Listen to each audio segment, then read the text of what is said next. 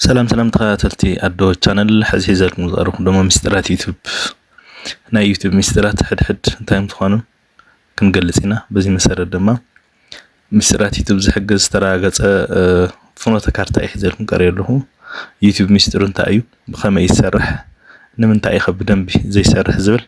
توم مسترات يوم تخطينا تسرحنا سرحنا بتعمي عود كون الناس لازخل سنة مكتال قناة كلما أقدم مننا مالك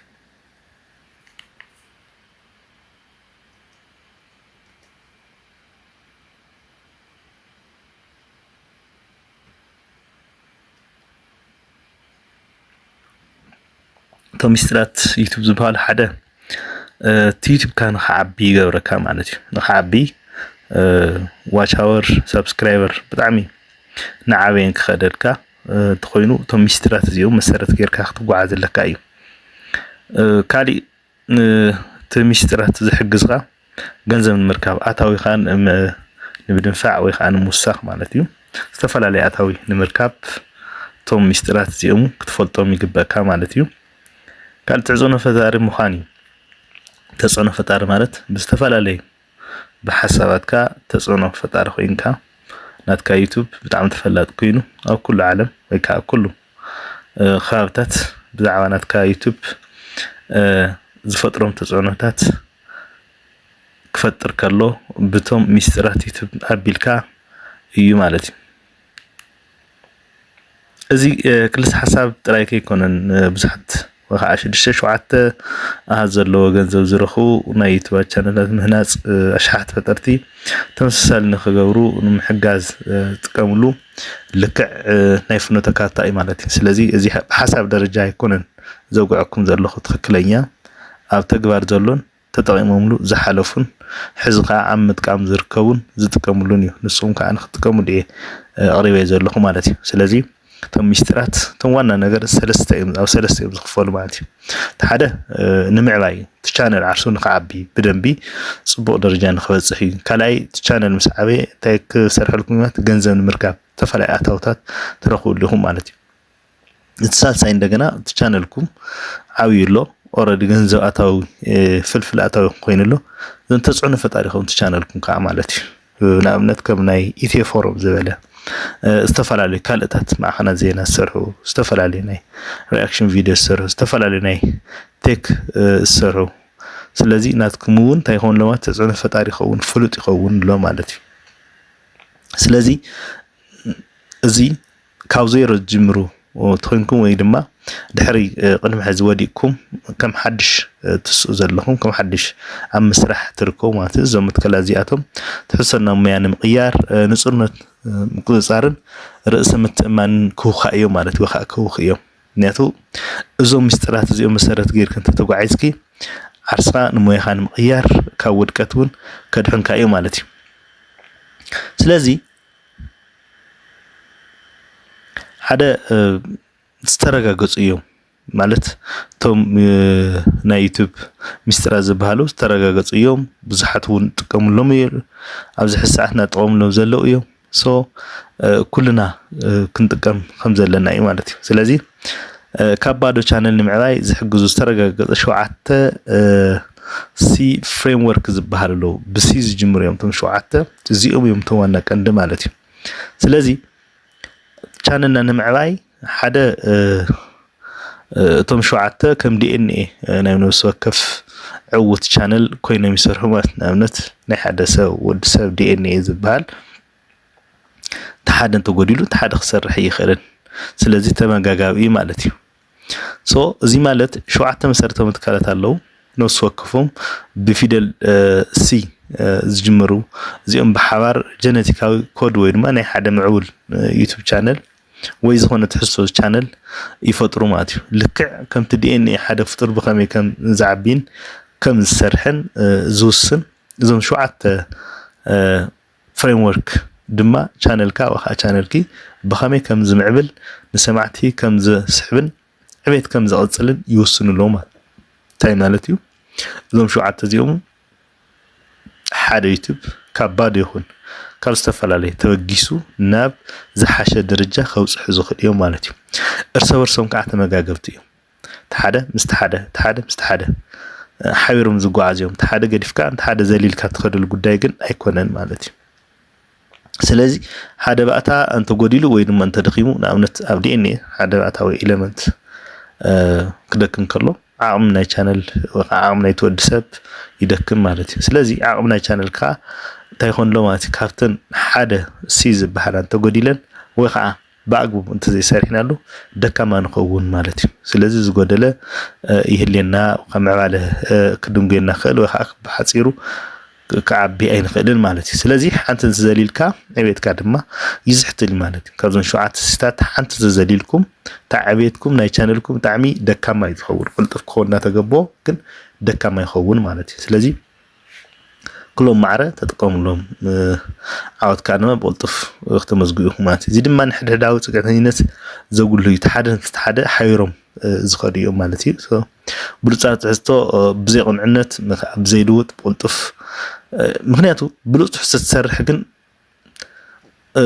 زي اللواوط انت خوينو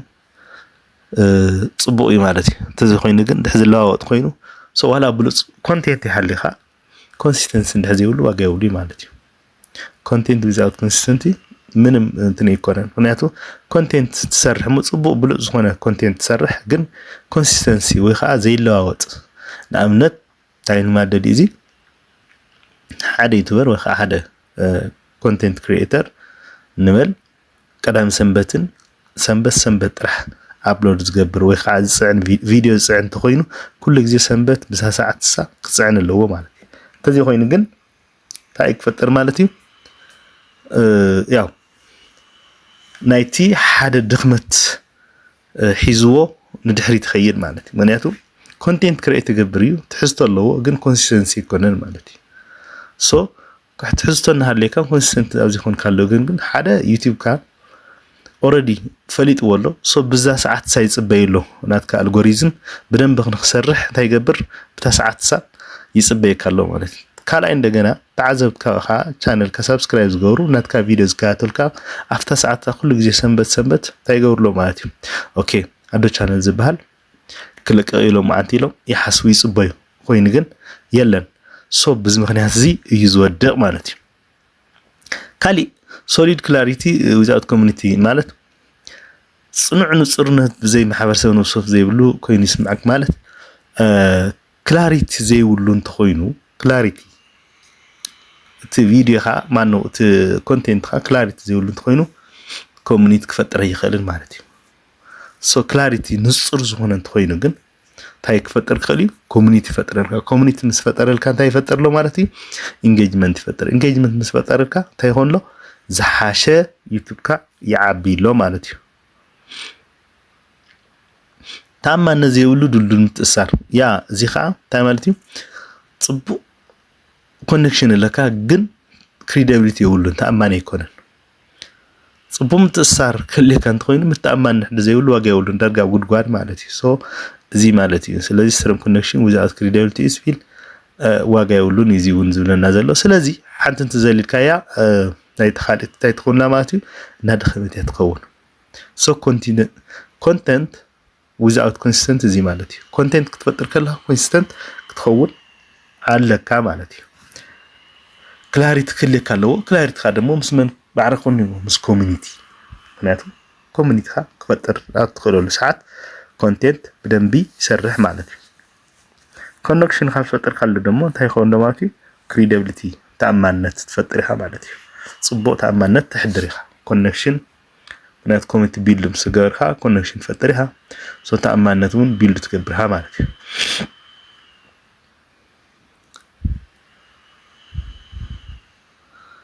ሶ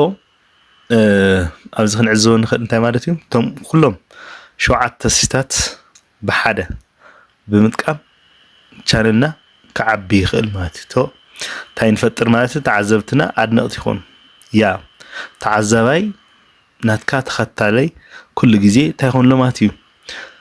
ካብ ተመልካቲ መድነቓ ይኸውን ማለት እዩ ሉክ ከመይ ገይሮም ዝሰጋገርኩም ዘለዎ ማለት እዩ ካብ ተዓዛቢ ወይ ከዓ ካብ ተመልካቲ ናብ ኣድነቕቲ ይኾኑ ስለ ተጽዕኖ እናፈጠርካ ኢኻ ማለት እዩ ተጽዕኖ እናፈጠርካ ስለ ዝኾንካ እዩ ካሊ ካድነቕቲ ካብ ምናቕ ሓሊፎም ካብ ደገፍቲ ይኾኑ ስለዚ ደገፍቲ ክኾን ከለዉ ንቻነልና ዝህቦ ቫልዩ ኣሎ ማለት እዩ ሶ after ቫልዩ ንረኽቦ ከዓ እንታይ ኣሎ ዝተፈላለዩ ኣታውታት ኣለዎ ማለት እዩ ፓትሮን ዝበሃል ኣሎ ሶ ብኡ መሰረት ጌርና ንረኽቦ ማለት እዩ ካብኡ ብዝመሰረት እዚ እንታይ ይኾን ኣሎ ማለት እዩ ተዓዘብትና ኣድነቕቲ ኮይኖም ኣለዉ ኣድነቕትና ከዓ ደገፍቲ ኮይኖም ኣለዉ ደገፍትና ከዓ ተጣቐቕቲ ኮይኖም ኣለዉ ስለዚ ተሓለቕቲ ኮይኖም ኣለዉ ማለት እዩ በደንብ ሓዙለይ እዚ በደንብ ተረድኡለይ ተዓዘብቲ ወይ ከዓ ተመልከትና ኣድነቕቲ ናይ ቻነልና ኮይኖም ኣለዉ ኦኬ የድንቑና ስለዚ ይድግፉና ሶ ምስ ደገፉና እንታይ ይመፁ ኣሎ ማለት እዩ ተጣባቕቲ ይኾኑ ኣለዉ ተሓለቕቲ ይኾኑ ኣለዉ ንምንታይ ነቲ ቻነልና ማለት እዩ ፅቡቕ ስራሕ ከም ዝሰርሕ እንታይ ይገብር ኣሎ ማለት እዩ ሪኮግናይዝ ይገብር ኣሎ ኦኬ ሪኮግናይዝ ምስ ገበሩና እንታይ ይገብር ዩቲዩብ ኣልጎሪዝም ብደንቢ ይሰርሕ ማለት እዩ ብደንቢ ናይ ዕቤት ይቕይሮ ማለት እዩ ስለዚ ዕቤት ንዕቤት እንታይ ይኸውን ኣሎ ማለት እዩ ፊድ ይገብሮ ማለት እዩ ወይ ከዓ يعبي الله مالتي سلازي بزمسر الزئيو كنعبي النخل صونو سوكفون زيادة زعابي وسئت كمسألنا زخل بزمسر الزئيو مالتي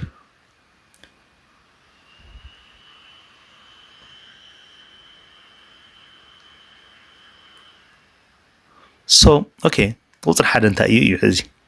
كافتون شو عات فريمورك زبالو كلاريتي نصرنت مفتاري تاينا نصرنت نفطري مسمن كم تزارب انت فليتكا تعذاب كتسحب ايتخلينها مالت مخنياتو من مسمن يزارب زلو ناتي چانلز بزعبا انت ايو ناتي نيتشي نصرنتو بزعبا انت ايو تعذابها وغا كلصل زخل انت عينت لو مالت سلازي تايز قبرني كابدي قلصن كلاريتي نصرن زخونه حدا دفاين تقبرني كان نشكا مالتي دفاين تزيغير كان نشكا واقعي حدا مالت رياكشن تسر حدا مالت زينة تسر حدا مالت انترتينمنت تسر حدا مالت ادكشن حدا مالت تيك زي ودقتي نا چانل كا ودقتي تخون ما هنياتو حدا تملكت خنا استفعل يوم زخدو مالتي ناتو بنا ادكشن مسيكا زنبره كالي غزي بزعوا زينة وي رياكشن تسرح كلها انت يكون له مالتي قديفكا يسخيل سو نجكا تايتقبر لك مالتي كلاريتي نصر زغونه خطأمت لك مالتي زين واقع توكل توتخلني كان من نسمعت خا مالتي سلازي زي سيز كلاريتي مالت زي حدا سي مالت زي سلازي عاوزكنا حتى نزقبو نغرات لو عاوزكنا حتى نزقبو نغرات تا ايوم بدن بخنري زقبنا كنا حتى نزقبو حدنا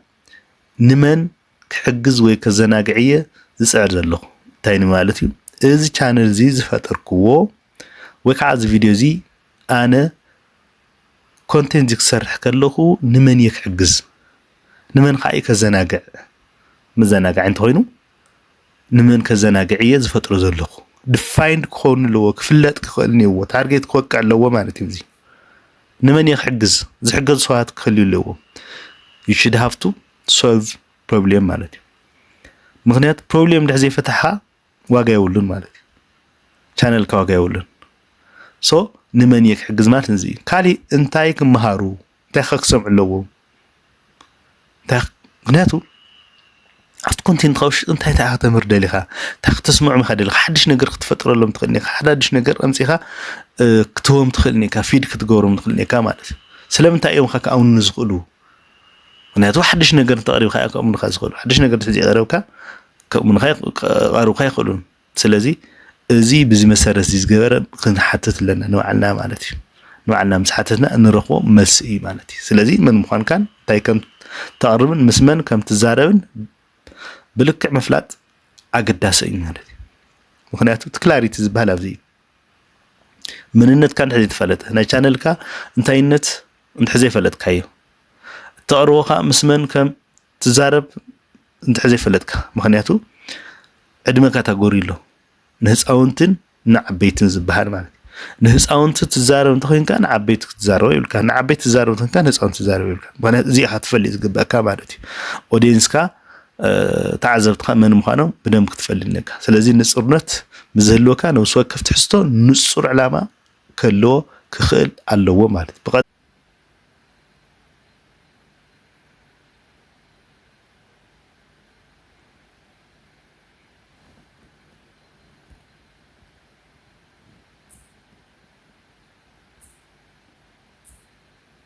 መልእኽትካ ብኣግባቡ ክበፅሕ ኣይኽእልን ፅቡቕ ትሕዝቶ ክትፈጥር ትኽእል ኢኻ ግን እቲ ዝፈጠርካዮ ትሕዝቶ ኣብ መን እዩ ንመን እዩ ኣዝዩ ሰፊሕ ወይ ትኹረት ዘይብሉ ስለ ዝኾነ ኣይራኸብን ብንጹርነት ቻነልካ ኮነ ኢልካ ዝተሰምዓካ ኮይኑ ወይ ዝስምዓካ ስምዒትካ ብዛዕባ እንታይ ከም ዘለካ ስለምንታይ ክደስ ከም ዘለዎም እንታይ ፍልይ ዝበለ ከም ዝገበርካን ይርድኦ እዮም ሶ ቪድዮ ክትቀርጽ ከለካ ታርጌትድ ክኸውን ክኽእል ነይዎ ማለት እዩ ብሓፂሩ ንጹርነት ኣንፈት ይሃንጽ ኣንፈት ማለት ካበይ ናበይ ከም ትኸይድ የረድአካ ወይ ከዓ መስመር የትሕዘካ ኣንፈት ድማ ናይ ምትእማን ተኣማንነትን ይፈጥር ያ እንታይ ማለት ትደልይ እዚ ኦሬዲ ኣንፈት ተትሒዝካዮ ናት ቻነልካ ስለዚ ሰማዕትካ ኩሉ ግዜ ብዛዕባ ኤዱኬሽን ንኣብነት ብዛዕባ ዩቲዩብ ኤዱኬሽን ዝደለየ ናቲ ቻነል ኣለዎ ተኸተልቲ ኣለዎ እዞም ተኸተልቲ እዚኦም ኩሉ ግዜ ብዛዕባ ዩቲዩብ ኤዱኬሽን እዮም ዝርእዩ ናተይ ካልእ ይረኽቡን ኤዱኬሽን ተደልዮም ትምህርታውን ተደልዮም ኣብ ናተይ ኣትዮም ይረኽቡሎም this is ተኣማንነት ማለት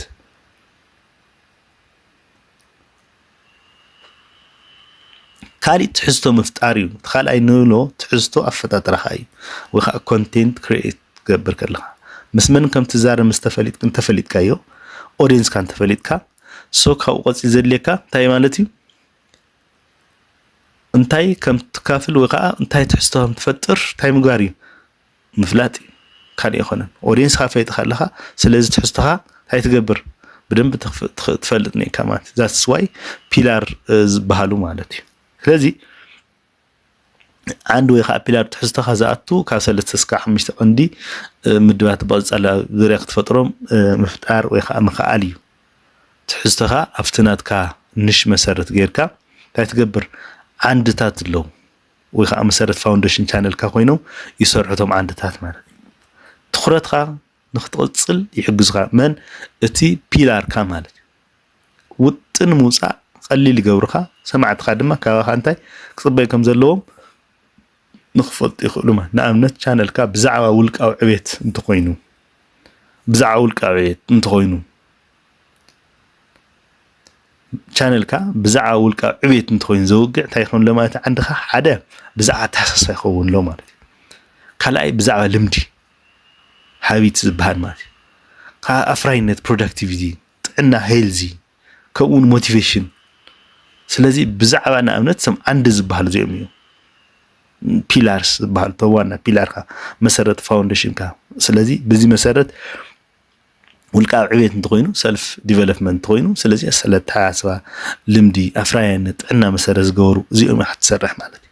ካብዚ ወፃኢ ክትሰርሕ የብልካን አንለስ እዚኦምና እዚኦም ዝኣመሰሉ ክኾኑ ክኽእል ኣለዎም ማለት እዩ ስለዚ ትሕዝቶ ኣብ መንጎ ያ እንታይ ሪፍሌክት ክገብር ክኽእል ነይዎ ሓደ ሰማዕትካ ዝዳለዎ ዝደልይዎ ክኾን ነይዎ ሰማዕትካ ዝደልይዎ ክኾን ነይዎ ክትፈጥሮ እትፈትዎ ነገር ሓደ ባዕልካ ትፈትዎ ትኽእል ነይካ እስኻ ዘይፈተውካዮ ሰማዕትካ ክፈትዎ ማለት እዚ ዘበት ካልእ ክኾን ኣይክእልን ጌጋ እዩ ማለት ምክንያቱ ባዕልካ መጀመርያ ፓሽኔት ከለካ ነው ካብቲ ጉዳይ እሱ ምስ ናይ ነዊሕ ግዜ ዕላማታትካ ዝስማዕማዕ ክኸውን ክእል ነይዎ ያ እትፈጥሮ ቪድዮኻ ንሓንቲ መዓልቲ ክትይኾነሲ ንነዊሕ ክኸውን ክእል ነይዎ ምክንያቱ ኣብ ዝተወሰነ ዓመታት እዚ ቪድዮ እዚ እንታይ ክገብር እዩ ክርአ እዩ ማለት እዩ ብኻሊእ ስለዚ ንነዊሕ ግዜ ዕላማታትካ ዝስማዕማዕ ክኸውን ክእል ነይዎ ማለት እዩ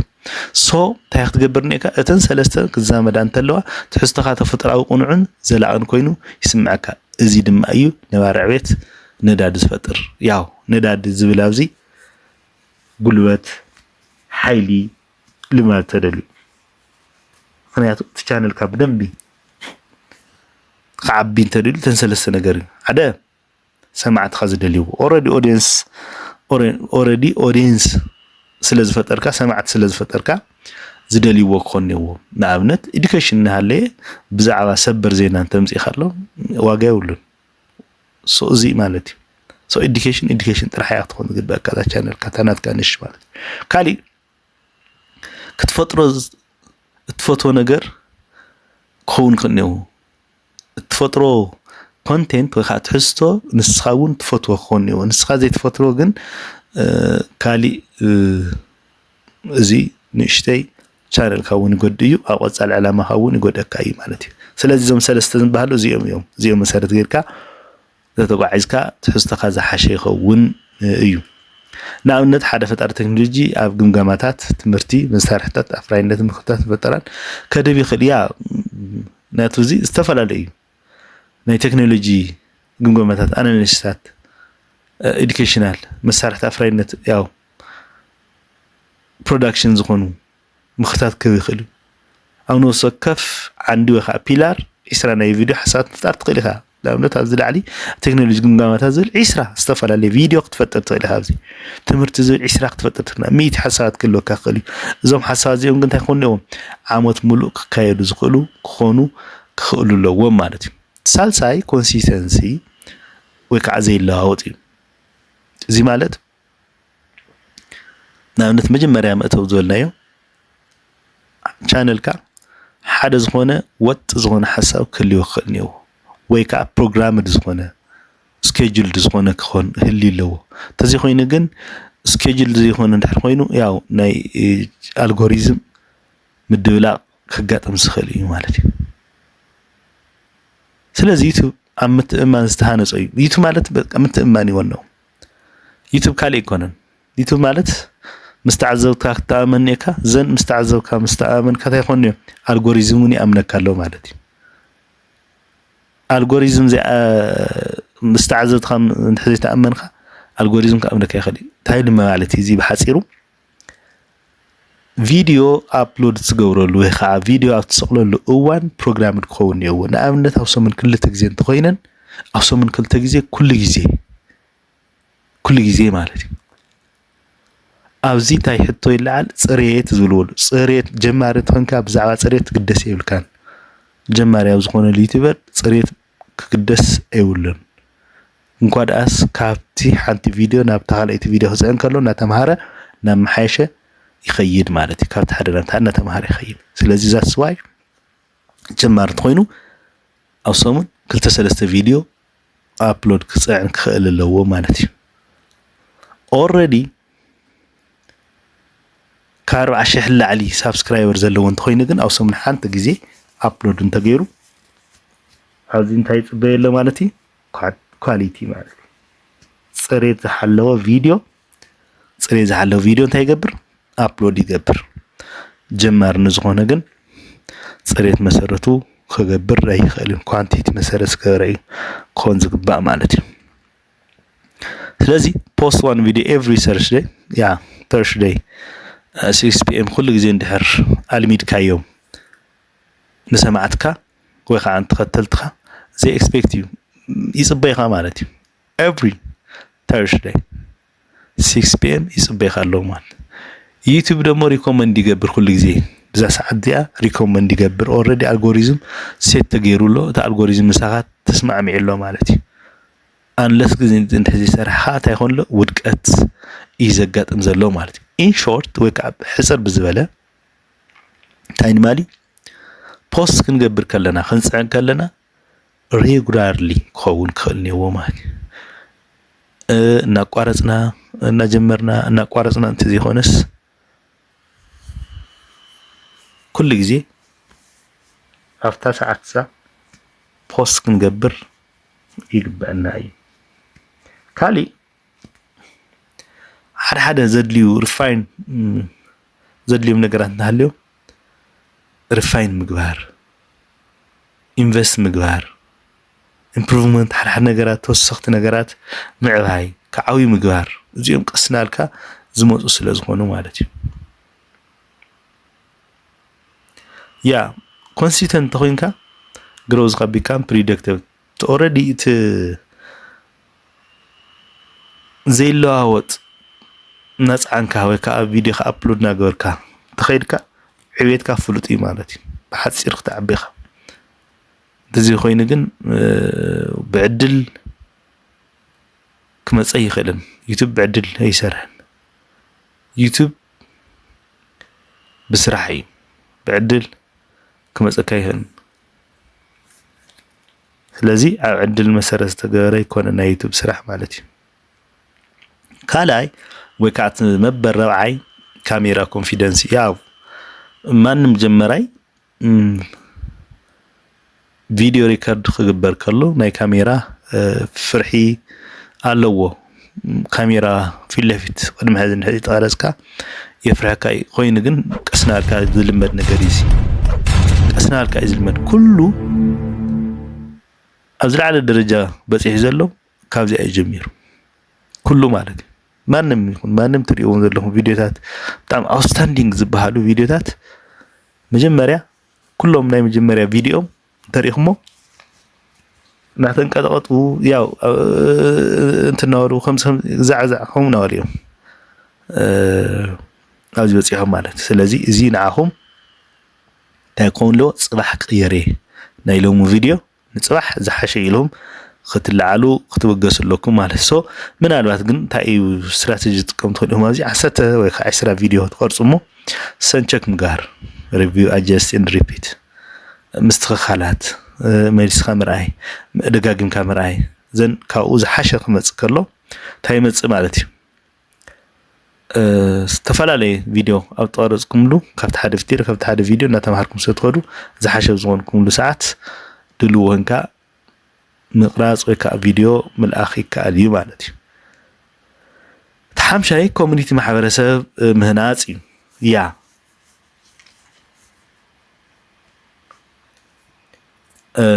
your channel is not a stage it is a campfire ማለት channel YouTube channel ስኢሉ ደረጃ ወይ ከዓ እንትን ይኮነን ካምፋየር ማለት ሓደ ስብስብ ቢልካ በሓደ ሕቶታት ተሓትት ንርእይቶታት መስምሃብ ዛንታታት ትዝንቱ ሰማዕትኻ መስትዎም ካምፋየር ስብስቢልካ ንኣብነት ኣብ ሓደ ካምፋየር ዝተወሰነ ሰባት ሰብስዮም ዝኾነ ብደንብ ዕላል ይዕልሉ እዮም ሓደ ሓሳብ ይገልጽ ሓደ ሓሳብ ምስ ገለጸ ሓደ በሲሁ that is YouTube ከምዚ ማሕበረሰብ ዝፈጥር ማለት እዩ ምክንያቱ እንታይ ንማል ተደሊት ዋና ምስጢር ዘሎ ኮመንት ዝወሃበካ ቪዲዮ ዝፈጠርካሉ ሰዓት ኮመንቱ መስኽትህ ኣለካ እዩ ምክንያቱ መስ እንተይካዮ እቲ ኮመንት ጸሓፋይ እንታይ ኾንሎ ማለት እዩ ምሳኻ እርክ ይፈጥርሎ እርክ ምስ ፈጠረ ናብ ዕርክነት ይቕየር ዕርክነት ፈጠረ ማሕበረሰብ ትፈጥር ስለዚ ተጽዕኖ ፈጠርካይ ማለት ይኾነ እዩ ሶ ናብ ባዕልኻ ነምጽኻ ኢኻ ትኸይድ ከለኻ ማለት እዩ ግን ኣብዚ መብዛሕትኡ ቻነል ዝወሃብ ሪቶ ኣየንብብዎን እውን መልሲ እውን ኣይህብሉን ሶ ዩቱብ ከዓ መልሲ ንዘይንብብ ያው አልጎሪዝም ፑሽ ናይ ምግባር ብጣዕሚ ደካማ እዩ ማለት እዩ ስለዚ ኮሚኒቲ ማሕበረሰብ ከምዚ ጌርና ኢና ሶ the strongest community feels ያው ብጣዕሚ ጠንካራ ማሕበረሰብ ምስ ፈጠርካሉ ዩቱብ ቻነልካ ወይ ከዓ አልጎሪዝምካ ብጣዕሚ ናፈተው እዩ ዝኸይድ ማለት እዩ ምክንያቱ ምስ ሰማዕትኻ ምስ ተኸተልትኻ ትገብሮ ዘለኻ ኢንተራክሽን ትገብሮ ዘለኻ ኢንጌጅመንት ስታይገሩ ቦስት ይገብረልካ ወይ ከዓ ፑሽ ናገር ናብ ካልእት ሁና ለኣኸ ናብ ካሊእ እውን ይልእኸልካ ማለት ናብ ካልኣት ሰላኹ ዕቤትካ ንዓበይ ይኸይድ ራንክ ደረጃ ንሓስካ ትኸይድ ማለት እዩ ሶ ትሻድሻይ ኮላቦሬሽን ምትሕባር እዩ ኣብዚ ሓቢርካ ዩቱብ በይንካ ዝስራሕ ኣይኮነን ብሓባር ዝስራሕ እዩ ምክንያቱ ዕቤት ዋና ክህሉ እንተኸይሉ በይንኻ ተዓብይ ትኽእል ኢኻ ዝኾነ ነገር ንኣብነት መኪና እኳ ክትሽክርከር እንተኾይና ሽፌር የድልያ ሽፌር ብቻ ኣይኮነን ጎማ የድልያ ሶ ክትጓዓዝ እንተኾይናስ ብዘይ ጎማ ኣይትጓዓዝን ሶ ዩቱብ እውን ከምኡ እዩ ምስ ካልእታት ሓቢርካ ዝሰርሕካሉ ግዜ ኢኻ ዝሓሸ ለውጢ ክተምፅእ ትኽእል እምበር በይንኻ ትጓዓዘሉ ለውጢ ክተምፅእ ኣይትኽእልን እዩ ተዋና ምስጢር ዘዩ ስለዚ ምስ ካልእት ክሪኤተራት ምሳኻ ዝመሰሉ ሳይዝ ዘለዎም ሳይዝ ማለት ምስናትካ 10 ሰብስክራይበር 10,000 20,000 ሰብስክራይበር ዘለዎ እስካው ደረጃ ተኮንካ ምስኦም ማለት እዩ 40,000 100,000 ተኮይኑ እውን ከምኡ ጀማር ተኮንካ እውን ከምኡ ማለት እዩ ስለዚ ብዚኻ ብድሆታት ወኻ ቻሌንጅታት ትፈጥር ማለት እዩ ኢንተርቪው ትገብር مستحدة انترفيو مسكركا تكافل حسابك أو زنور أودينس ناقا يمصو مستحدة حسابها تكافل كلها مساخا زنور أودينس كا ناو يخدو مالتي سلازي عيبت متأثار يفتو يوتيوب متأثر بدنبي يوز فتو بدنبي خاص حجز مالتي سلازي تمبل شوعي ياو توان سرحنا جنزون مركب نديو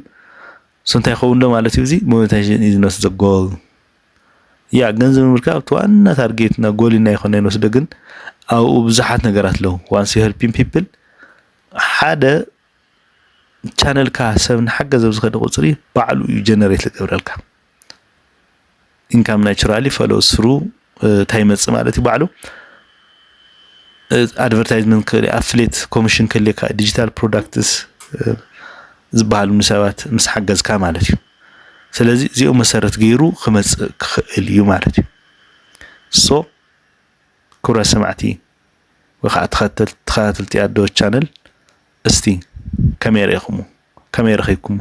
منالات كستحال ويخا كوسا زغبو انتحليو او كومنت صحفوا لي لايك شير سبسكرايب مقار كايترسو حتى انتحليكم او كومنت صحفوا لي تسأني لكم سلاد دامسكوغن بتعمي ذا مسكن